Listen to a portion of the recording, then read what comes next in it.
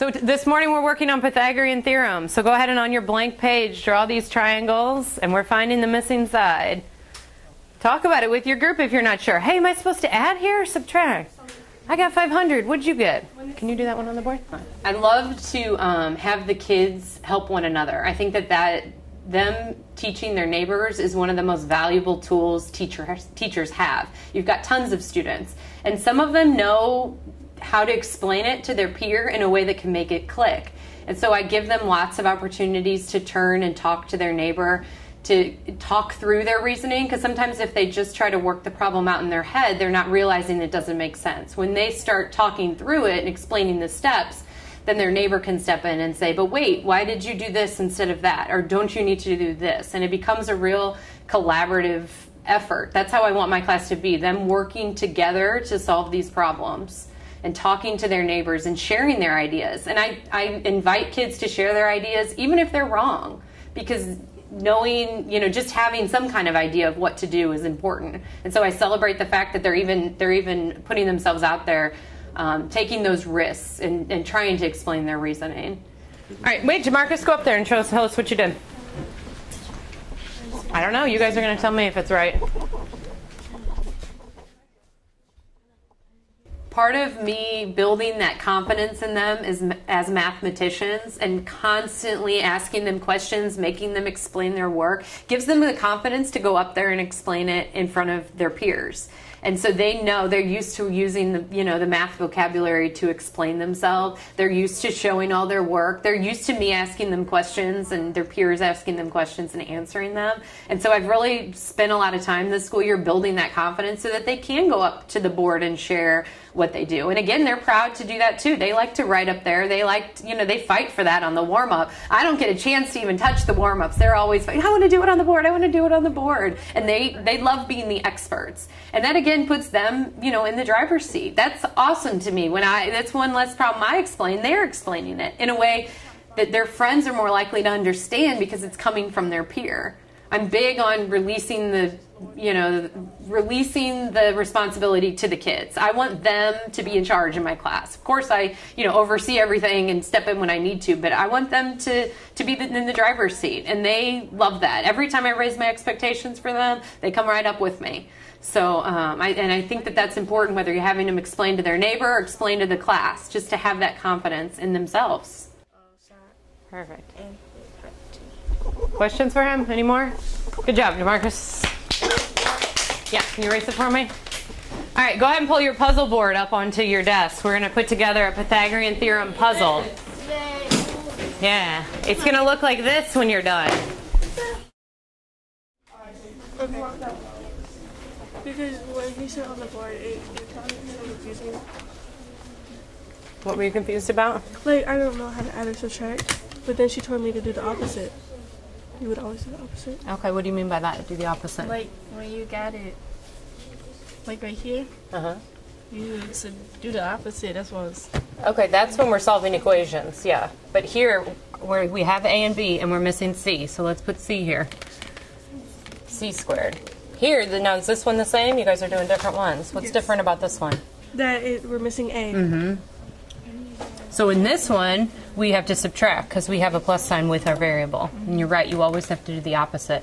But on this one, look, the variable's by itself. So are we going to subtract here too? No. No. Here, what are we going to do? Mm-hmm. All right, so let's try it and see if we get our answers. Okay. Try yours. You got the strategy? You know what to do? Anybody see 25? Good match.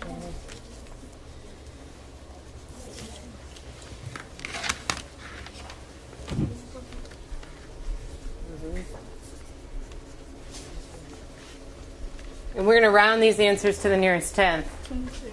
So this would be 4. Yeah, 26. Okay. Oh, well, yours matched together. Perfect. Good. Did you find yours? No.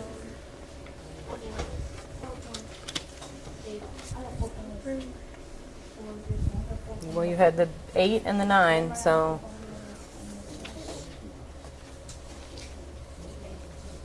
I think, yeah, because she took it and matched it. Good. All right, keep going. When you can engage the kids and really make them owners, find tasks that they enjoy, you don't have the classroom management issues, you know, of when you give them 1 through 100 in the textbook. You can see the kids were all on task, and that's our way of work. I mean, they know, like, they're excited to come to my class and do math. And I think that also, you know, speaks to building their confidence. And just, you know, for teachers, if they can find tasks that the kids really want to do, want to be involved in, making posters, doing puzzles, make it fun, make it interactive. All right, how's it going here? Good. I know how to do it now. Good. What are you going to do? Which one are you doing? I'm doing that one. Mm-hmm. 20.3 square root times 2 plus 32 square root. Good. How do you know you're adding?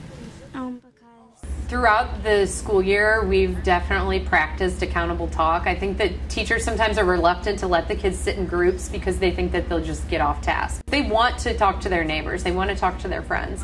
And I remind them frequently, you know, my expectations for them when they're in groups. And we've practiced throughout the year. I've modeled for them, you know, how to ask each other questions, how to start sentences with their peers. So by this point in the year, they know. But as you're building, you know, that for your classroom, you just have to keep modeling it and keep reinforcing those expectations. You know, this is not here, just look at my paper and copy down, you know, what I did. No, explain to them what you did.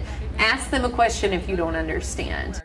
Right. I chunk my lesson into, and sometimes I'll cover 2 concepts in one day, sometimes I'll chunk it into like 3 activities, but I think it's really important not to just have a long, you know, launch and then a long work period, which is kind of the routine a lot of, you know, people kind of fall into, but to break it up, to do a launch and then let them do something right away, and then to bring it back together and then to launch something else and then let them do it. And it doesn't, like the hour and a half doesn't feel like the droning hour and a half that they're used to. They're usually like, oh my gosh, we're already done for the day? Oh, that wasn't that bad. And then I have them flip through all the pages they did that day. And they're, wait, we did all this work today? Yeah. You know, they're working hard the whole time, but they don't notice it because it's disguised as something fun that they want to do. Yes. Yeah, looks good so far. Yeah. Yay! Good job. Good job. Good job. The celebration in my class, I'm always celebrating what they do. And they're middle schoolers, but they love stickers. They love high fives. They love when you just clap for them and say good job. And I've realized, you know, it doesn't have to be a piece of candy or something material. Just saying, I'm so proud of you. You're doing such a good job. Really goes a long way with these kids and helps to build a relationship with them. They know that I value their work. So they want to do it for me. They want me to give them a high five. It sounds silly, but it makes such a big difference. They're parallel? What's parallel mean? I don't know. It sounds smart. Well, isn't it like when the lines are just like straight? Yeah. Right. Yeah, so are those 2 not going to touch? They are touching. So Right. they're not parallel. Right, they're not parallel. That's a good use of a big word, though. They're the same. Yeah, what's a word that means that in math? I don't know. See if you can come up with a word from the word wall to describe these 2. Besides just they're the same or they're congruent. That's the word we're looking for. I even saw this group wrote it down. Congruent. What does congruent mean, Jamarcus? Exactly the same. So that means when we found this side to be 17, then our other side was 17 too.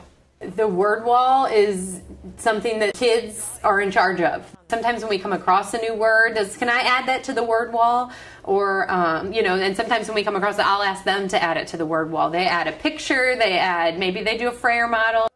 And we refer to it all the time. When they're having a hard time coming up with a word, we look at the word wall. All right, cool. Let's check out the picture on page 363.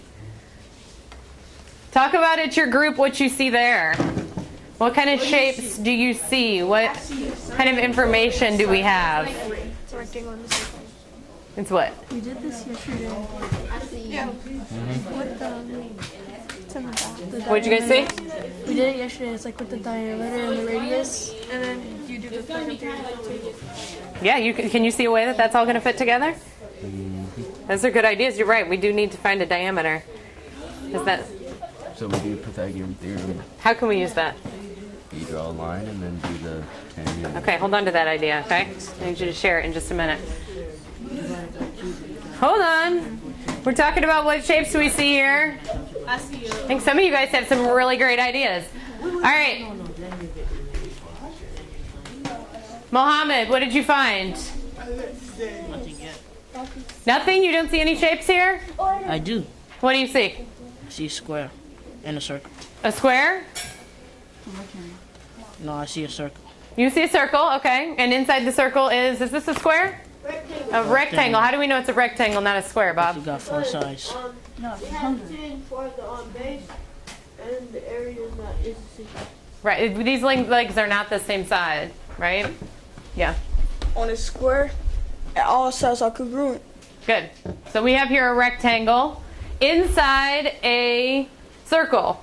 And our problem says to find the area of the shaded region. And this group had a good idea. Can you share what you guys said, Robin or Gage?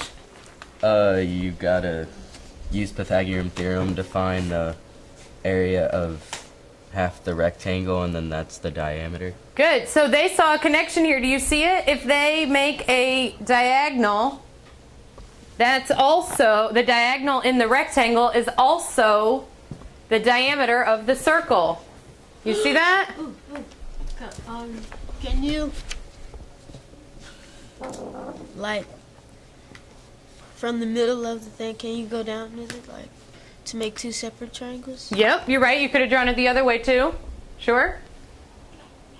That's also the diameter. Can that help us when we find the diameter to find the area of the circle? Yes. How will that help us, Jamarcus? It helps us with the circumference. So, The circumference? Not the circumference. the circumference, 3.14. Yeah. Okay, talk about it at your group. We need to come up with a better idea. How can having the diagonal of that rectangle help us with the circle? Talk about it with your neighbors. I'm not asking you to find it yet. I just want to know, how will that help us find some information about the circle? It would be the radius. Think about what will be the radius. The diagonal?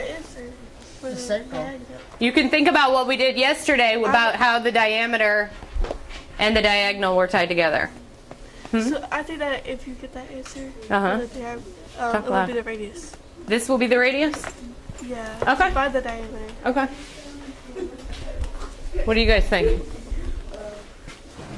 We're thinking of 3.14, and this helps us in, like, you should, like, times it, what we get from the triangle, times it by the 3.14, and you should get, I guess, a third or a half. Okay.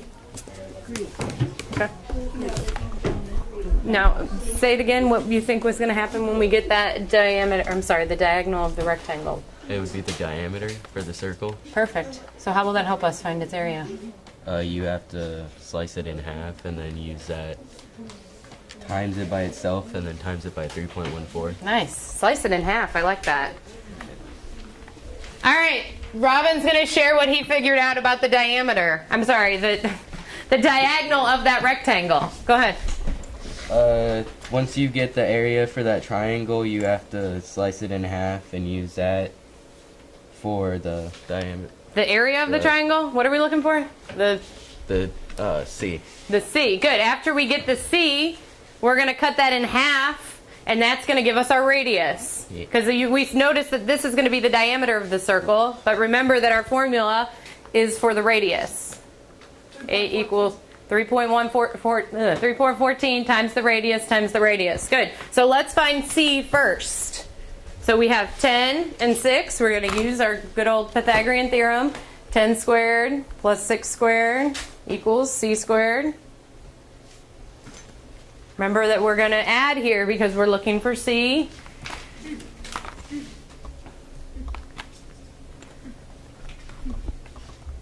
Give me a thumbs up when you got an answer for C.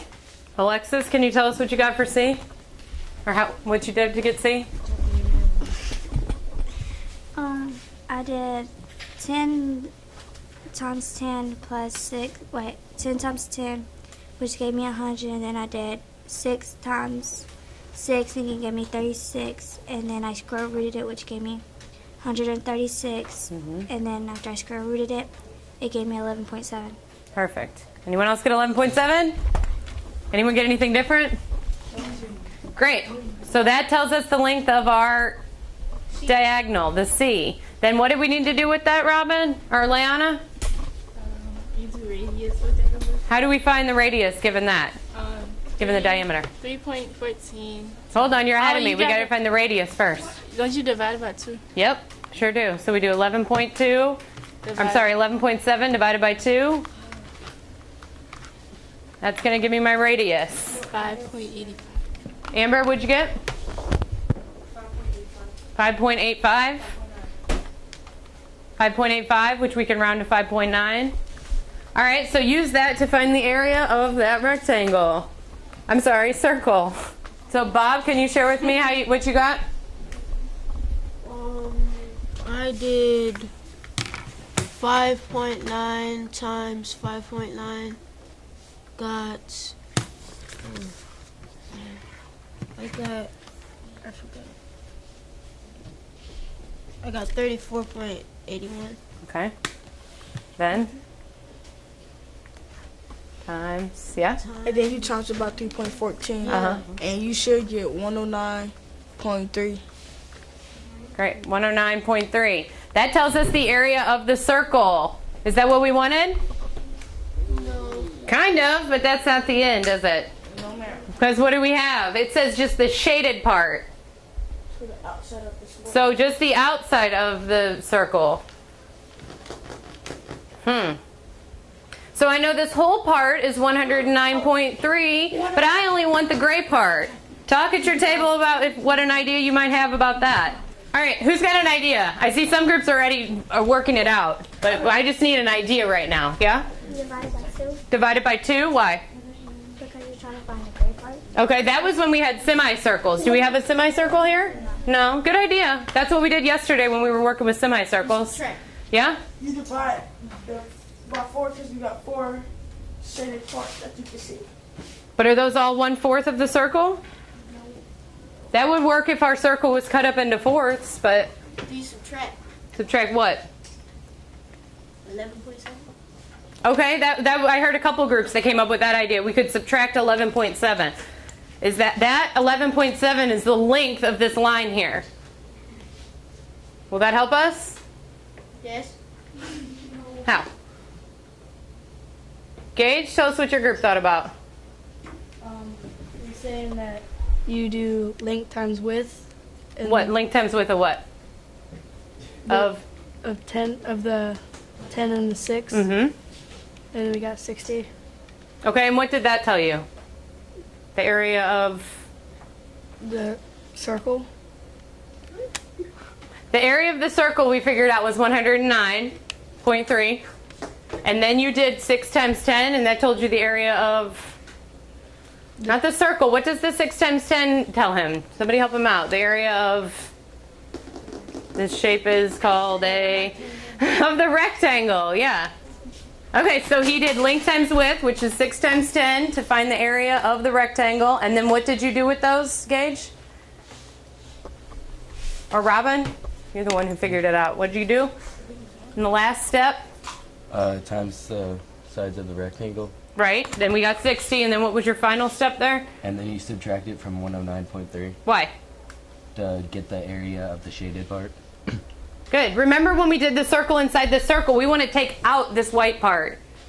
We only want the gray part behind it. I know the whole thing is 109.3. If I take out this rectangle, this generation loves technology. And so I think it's really important to pull them in with those aspects of technology, whatever you have available, at your school. I always rely on my projector with a PowerPoint or an Elmo.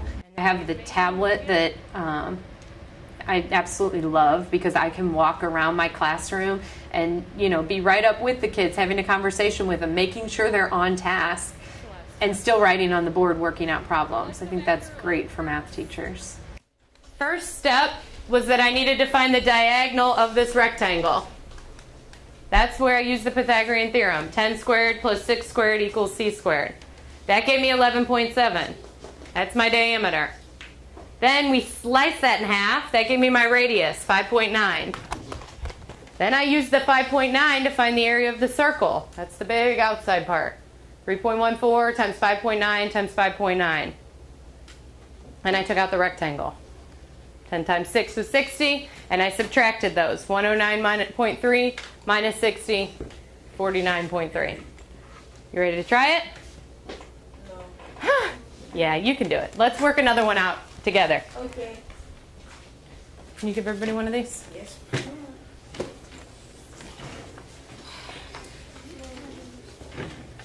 This time I gave you an answer bank because I know that sometimes you get confused about whether you got the right answer or not. So you can see here there's 1, 2, 3, 4, 5, 6 possible answer choices and 3 problems you're going to do. For the last one, you're making the dimensions, so I don't know what your answer is going to be for that.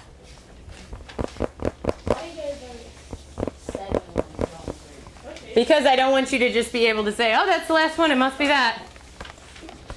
But if you did it right, your answer will be up there. Let's work the first one out together. What's the first step that I need to do? Find C. Yeah. Find C. All right, good. Do that step. Find C.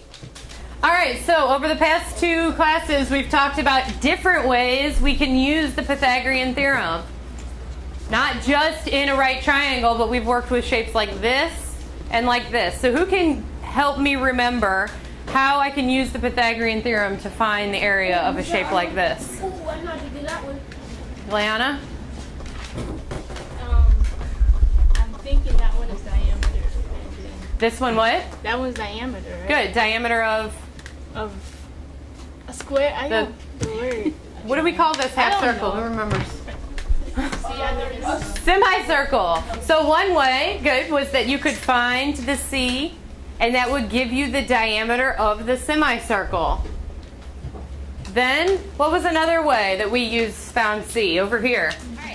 So this one does not have a triangle, but we were still able to use Pythagorean theorem here. Why? Jamarcus? How could we use the Pythagorean theorem with a rectangle? We worked on that today. Because you cut it in half. Cut it in half, and that makes...